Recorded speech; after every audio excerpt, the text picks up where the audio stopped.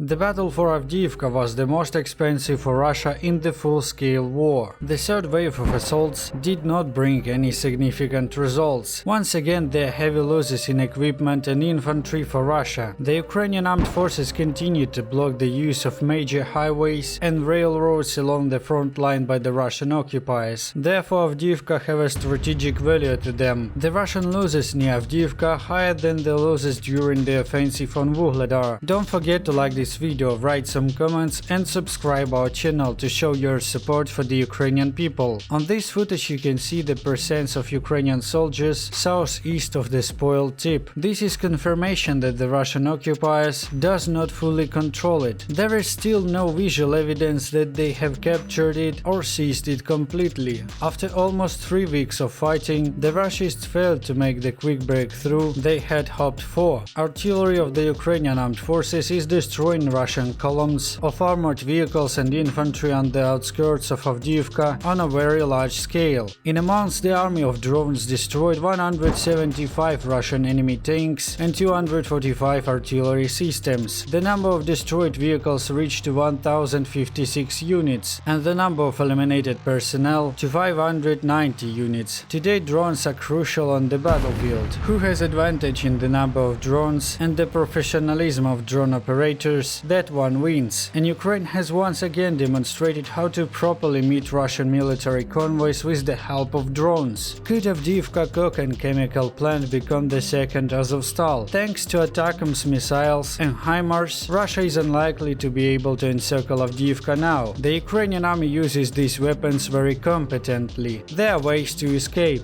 There are no similar conditions now like in Mariupol in the spring of 2022. Mariupol was behind Russian occupiers' lines. There was a large garrison of the defense forces there, which had some potential to resist, but it was quickly overwhelmed by powerful bombs. It is possible that Russia itself does not want a repeat of Azovstal, so they are starting to bomb in the Avdiivka coke and chemical plant from the air. Obviously, they don't have enough specially trained infantry that could effectively operate in the conditions of industrial buildings, which are also partially destroyed. Anyway, we should watch not for Avdiivka coke and chemical plant, but how close the Russian occupiers will be to important roads. If there is a threat from the roads, obviously a decision can be made to pull back the Ukrainian armed forces. By the way, the Ukrainian army is also trying to counterattack in the Avdiivka area. Russian drone showed how a LEOPARD tank was trapped. Most likely it was a mine, but visually the tank was not damaged and the armor saved the entire crew. In total, according to Oryx, visually confirmed losses of equipment on both sides in October are Russia 621 units and Ukraine 123 units. This is all interesting news for today for you. Please don't stand aside, support Ukraine by your likes, by your comments, and don't forget to subscribe this channel.